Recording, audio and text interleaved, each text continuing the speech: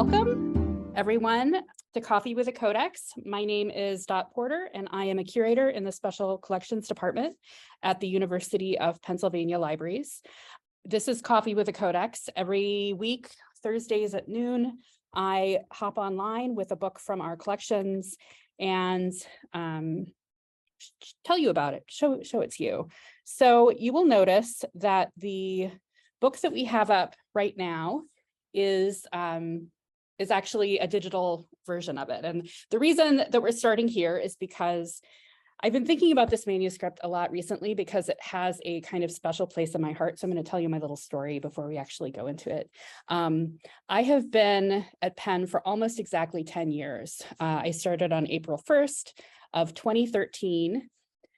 And before I came, I don't know how many of you know about my career, but I was actually in digital humanities before I came here. I worked mostly with digital stuff. I was trained as a medievalist, so my master's degree is in medieval studies, and I did a lot of paleography and codicology, but I came out of my graduate work and immediately started working on what we used to call image-based electronic editions, which was like the big thing at that time. And so I'd never worked in a special collections library before. I'd never actually had access to the books before I came to Penn. And so I was really excited about that aspect of the job. And so I started looking at the manuscripts that they had online. Penn has actually been digitizing their manuscripts collections since like the 90s.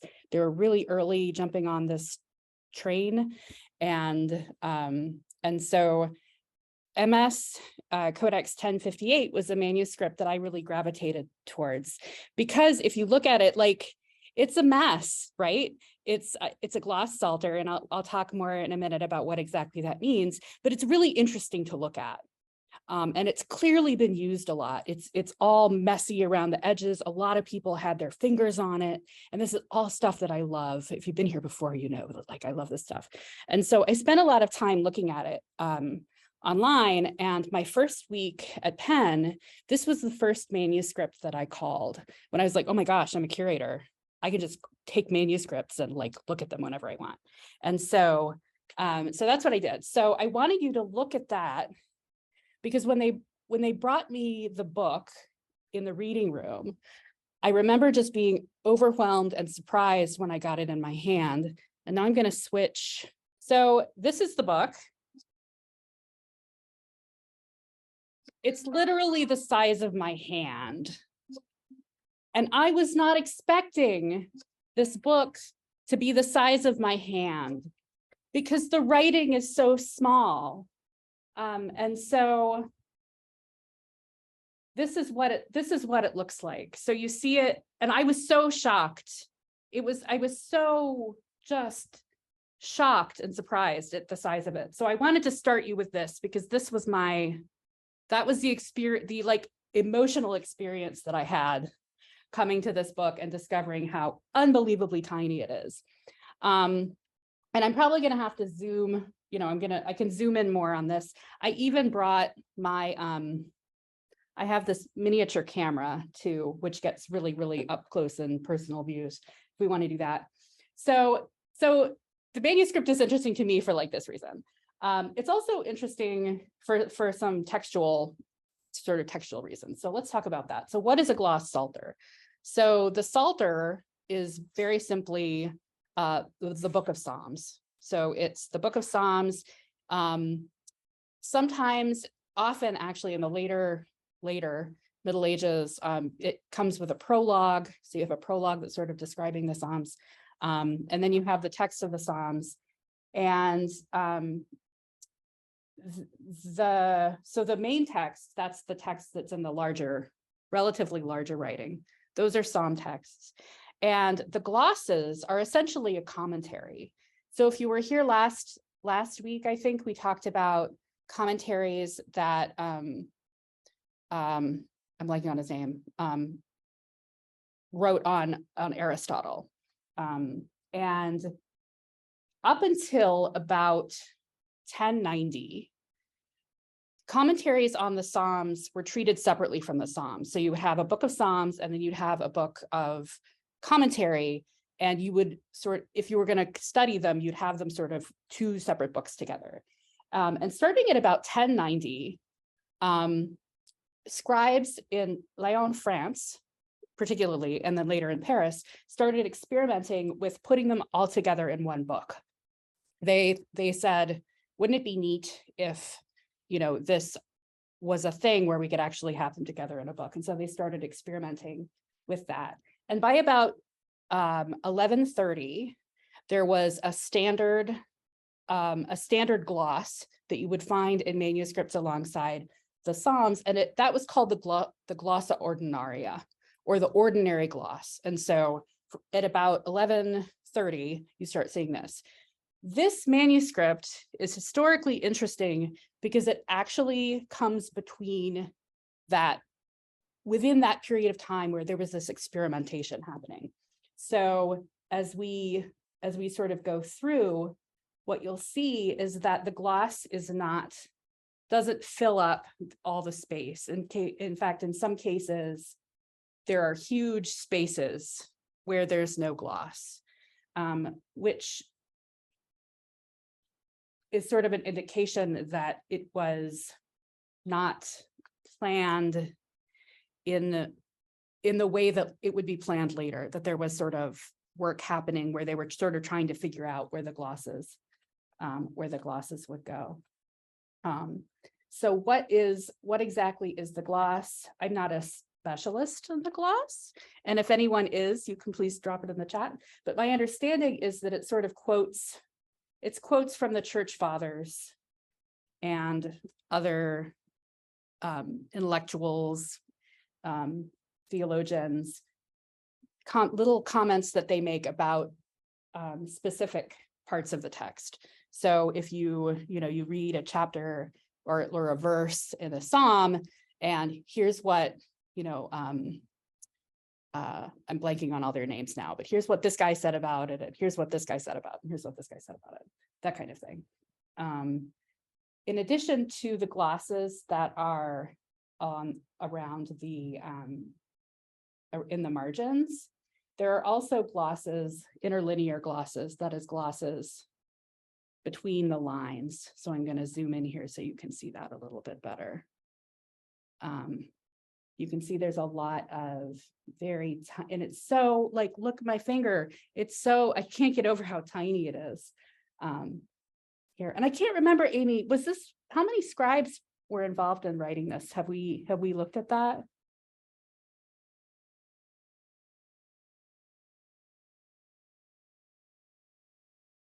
How did people write so small? I don't know. It's a great mystery to me how they did this and stayed able to actually use their eyes. I think it must have been because imagine they're not doing this with modern electric lights. Oh, Heather says practice mostly. I have friends who are scribes who write crazy tiny. And I think you must also have,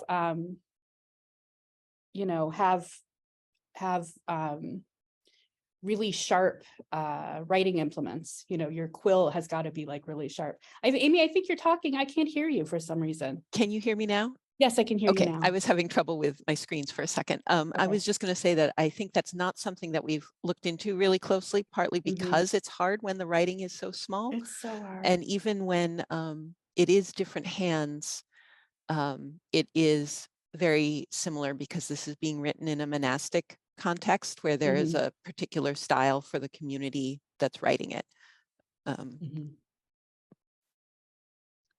Yes.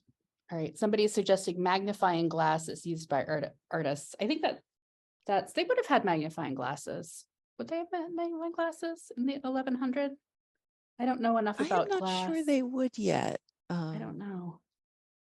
I don't know if they were grinding lenses yet. I think this might be early. It's a really early manuscript for our collection. Yeah, I think it's the second.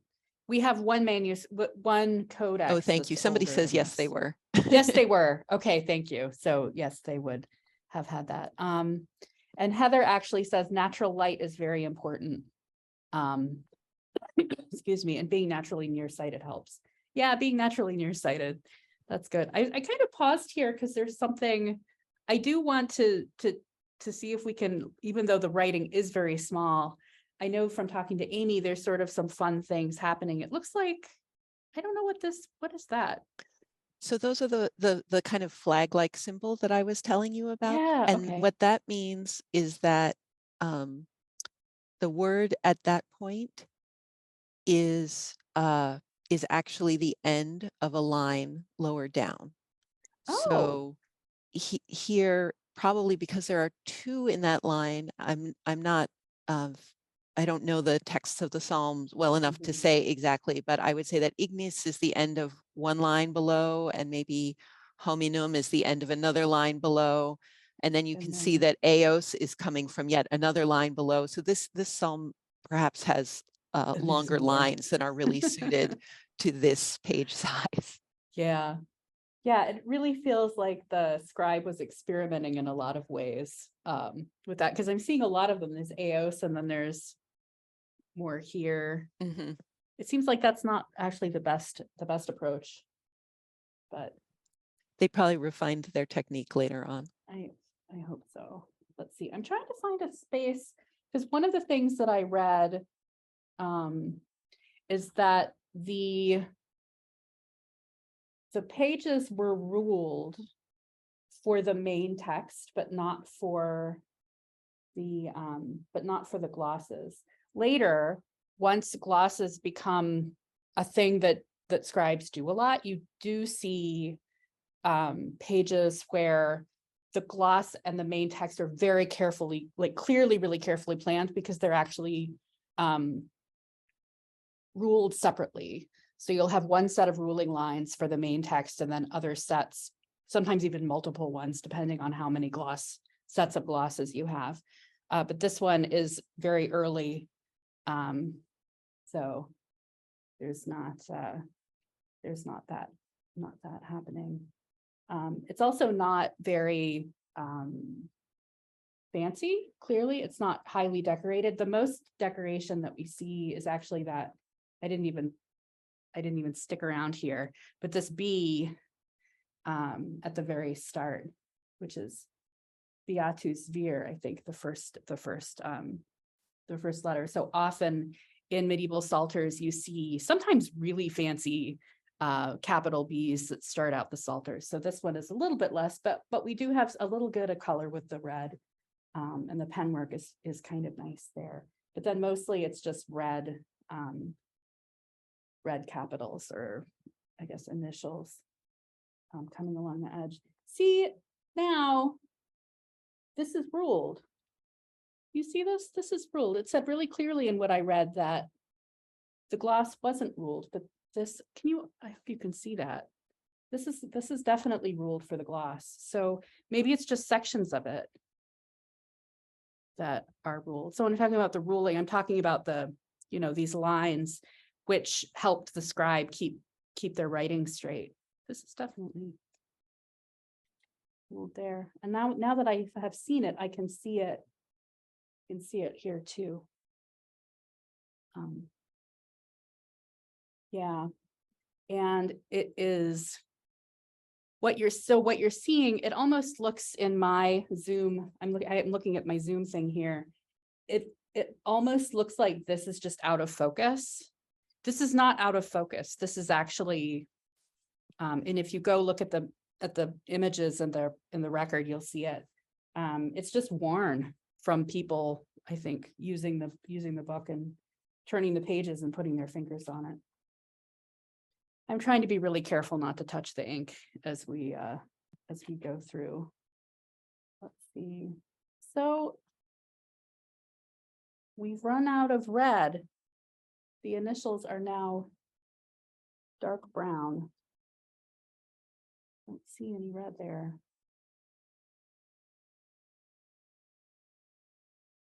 Let's see. Another thing you've probably, here's more of that. More of the ruling there. See. So one of the things that I always notice when I look at this is that the ink color is quite different. So there's a darker ink that you see in the main text, and then most of the gloss text has a much lighter colored ink. And I don't actually think, Amy can correct me, I don't think that that's because one of them is the gloss and one of them is the main text. I think it's probably not purposeful. It's just they had different ink. They were just using different ink. But I don't know. Is that? Although there are also spots, and you can see it on this page, where the things in the gloss have definitely been touched up. So I wonder if, I don't know, it's just the question of the ink is complicated. Mm-hmm. Yeah. And since we're here, I do want to, because I went through the trouble of pulling out my little microscope. I want to take a look at this under the microscope just to see how that looks. So I'm going to start my video, and then I'm going to, I got to do it over here. Spotlight this. No, I don't want to do that. So hello, so you're going to spotlight? Am I spotlighted? This isn't spotlighted. We are still seeing the other camera. Yeah, it's supposed to be spotlighted, but it is. And there is something pinned that says Dot Porter's other computer. So that's the one that I want to, I'm trying to spotlight it, but it looks like. Maybe you need to share a different screen. Oh, you know what? I think maybe I need to stop my screen share. Let's try that. Sorry, guys. Let's see. Remove spotlight. Spotlight for everyone. There we go. Okay. Okay, so here's the camera, and I'm just gonna plop that down on the, come on, where are you? Oh, I see what I'm doing. Okay. There we go. So that's a little bit of the gloss text, which I'm not seeing very well. There we go. So that's what the ink looks like against the parchment. There. So it's very small. I can't even see what that is. And that is right side up. But I can't tell what any of those letters are. Are they right side up? No. No, that's backwards. How did that get backwards? Oh, sorry. I said no because that was what the camera was looking at that moment. Oh. The word no was really clear. Oh, no, that's not backwards. Nope. Sorry. I thought you meant I was doing something wrong. Oh, I'm sorry, not at all. That's okay. And here's, sorry, I keep moving it. I'm trying to find there we go. There's some minims. Look at that. Multa. We're looking at the LTA at the end of multa LTA. here. I want to know why that's backwards. That is backwards, isn't it? It's not for us. Oh, it's not for you? No. Oh, no, that's so strange. That's so strange. You're right. It's not for you. It's not backwards on my other computer. Oh, wow. LTA. Oh, look at that. I love this little microscope computer, or the microscope camera. Okay, now that I'm looking over there, I can see that better. Oh, okay, thank you. Margaret says you can use the option in Zoom for that computer to mirror the screen. I'll do that next time. I won't, I'll just look at the other one now. Homina, this is it's so small. I said we weren't going to keep talking about how small it is, and yet we keep talking about how small it is. Okay, so I'm going to go back to, let's go back to the larger view. Can I share my screen? There we go. Share screen. There we go. So now we're back out. But that's how, yeah, it's great. It is really heavy duty magnification to get it that big. Let's see, other things that are sort of interesting. I mentioned the ruling. There are prick marks on some of the pages, so I think you can see them down here, those pricking marks. Oh, we've got a follow-up to the magnification question. They probably used quartz crystal, not glass. Okay, that makes more sense. I should find out about when they started making glass. Let's see.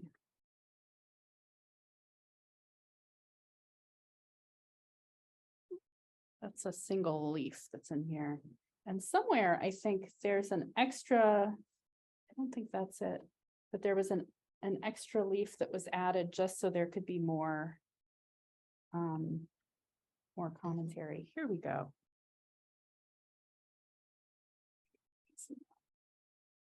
Here we go. So in this case, you know, at the beginning, I sort of pointed out where there were spaces in the gloss, but here we have a place where, I don't know, I'd love to know what psalm this is, but there are a lot of glosses here, and there's actually not enough space for it. So they put in another little piece of parchment just to may have more room for some glosses. They didn't use it all though, so the middle of it is still blank, but the two sides have been filled in. And unfortunately, it looks like this has actually been trimmed at the top. So this book was rebound. So this is not the original binding. This is some kind of 19th century binding, I guess. So it has been trimmed across the top. Let's see.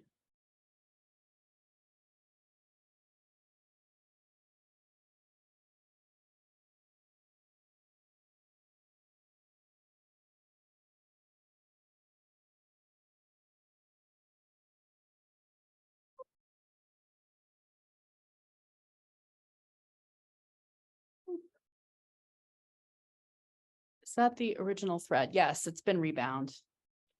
I mean, no, as you said, it had been rebound. Yeah, so the thread is not the original thread. And the binding is actually, it's really tight.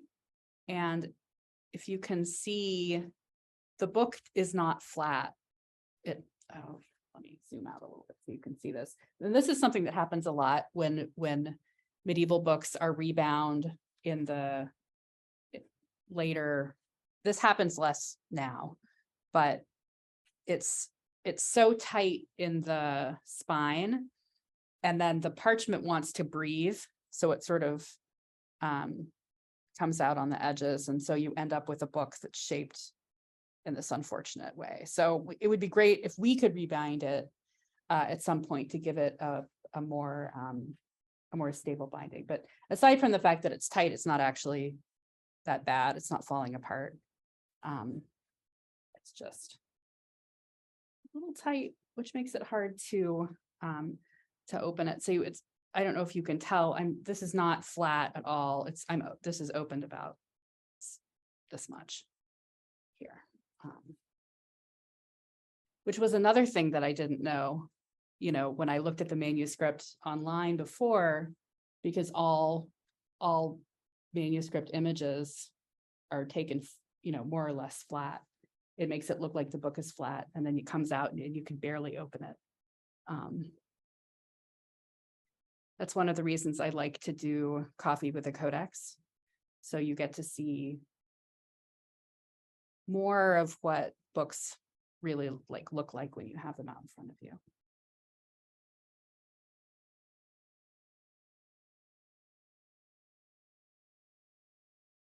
We still have a few minutes. Is there anything else, Amy, that you that you want to say about this, or any questions?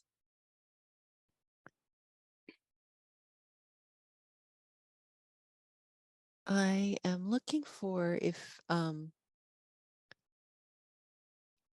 guess I've been thinking about two things. One is that at the beginning of sections, this book has rustic capitals. So when there's a Ooh. missing letter for a beginning, the Mhm. first word or two after that will be written in a different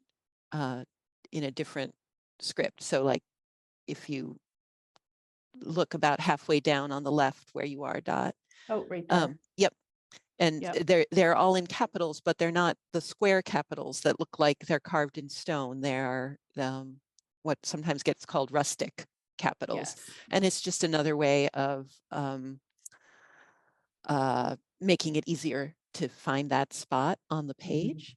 And then also sort of just below where your finger was at the edge, Dot, maybe like sort of in line with the line below the There. letters that you had. That's one of those spots where I said there's a chain of letters. So you see like it says Qui, I, A, H, A, and there's like a dot between each one in the gloss. Mhm.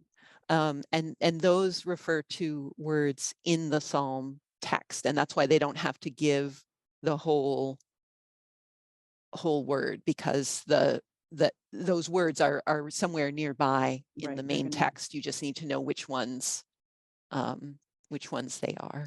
You're just looking for the first, whatever phrase has these letters is the first letters of the words in Right. that. Yeah. But because the text is spaced, so like sometimes there's too much of it, the gloss, and sometimes there's not enough of it. It's not Mhm. always sort of right next door to the text that it's talking about, and Right. that's something that they worked out over time with the Yeah. glossa ordinaria. So that was part of that, how this one in particular is sort of experimental in, they're still working that out. Yeah, Yeah. this is actually a pretty good page that you've landed on in terms of being able to read the gloss and the main text. The Mhm. ink isn't as faded. No, the ink is pretty good. It's only faded on the edges where clearly other people before me have come along and like stick. I'm really trying hard not to put my fingers on the ink. Let's see. Martha has a question. The overlapping flaps on the top, are they sewn in to be able to write in those particular pages? Or was the Psalter originally like that? I don't know. Overlapping flaps. I don't think you're talking about this page. Do you mean this one, Martha? Yes. I think it was. I mean, it's hard to say. It was clearly put in at the time that the Psalter was being written. So I would assume that it was bound in when the manuscript was originally bound. It wouldn't have been added any. I guess it depends on how the manuscript was made. You know, was it all written as I would assume it was in quires, and then was bound together once the quires were written, in which case this would have been bound in with them. Too spoony, maybe they ran out of room to write the glosses. That's exactly why they put this. That's exactly why this is here, because the rest of it was sort of full up. Although I'm noticing that there is space down here at the bottom, but I guess for some reason, maybe these are glosses for text that's at the top, and so they wanted to make sure that they were nearby. I haven't looked at this. I know we have a professor who did some work on this with a class when it came to us, but I don't know how much it's really been looked at. Martha asks, is this the only one you have seen with this type of added parchment? I don't know, Amy, is that? I mean, I feel like I've seen something like it, but I don't always know what it is. Bran says he's seen it before. Yeah, I feel like I think you have shown manuscripts in the past, Dot, which are a different situation where the book has been trimmed, but they want to keep the notes. And so in the trimming, the notes are cut around and cut then around are the notes, flaps yeah. that are folded in. I can't think of anything else in our collection that is quite like this one. Yeah, I want to say there's one that I've seen where there's a bifolio that's sort of